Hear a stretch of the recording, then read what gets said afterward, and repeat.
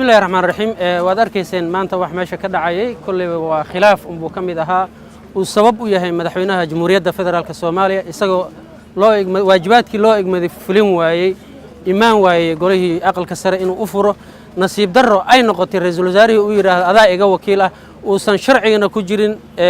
jirin furitaanka ra'iisul wasaaraha uusan shaqo ku yeelan karin hadii madaxweynaha la waayo uu furi lahaa gudoomiyaha aqalka sare uu yiri ra'iisul wasaaraha hadii aniga aanan furin wax shaqeynaya male taa marka waxaan u aragnaa waa nasiib darro dhacday oo madaxweynaha mas'uuliyaddeeda qaadan doona hadii Ilaahay yiraahdo arinta waxa sabab u ah khilaafkii soo socday uu xallin way madaxweynaha Jamhuuriyadda Federaalka Soomaaliya amnigii oo gacanta ka baxay arkaysaan marka waxaan leenahay mudana madaxweyne waad ku fashilantay hogaamintii dalka iscazil intaas ayaan ku soo koobayaan hadalkayga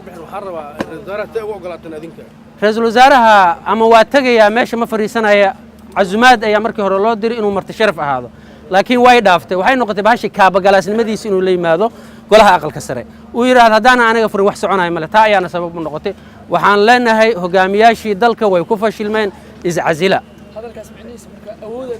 awood baa la adeegsaday marka waxaan leenahay arinta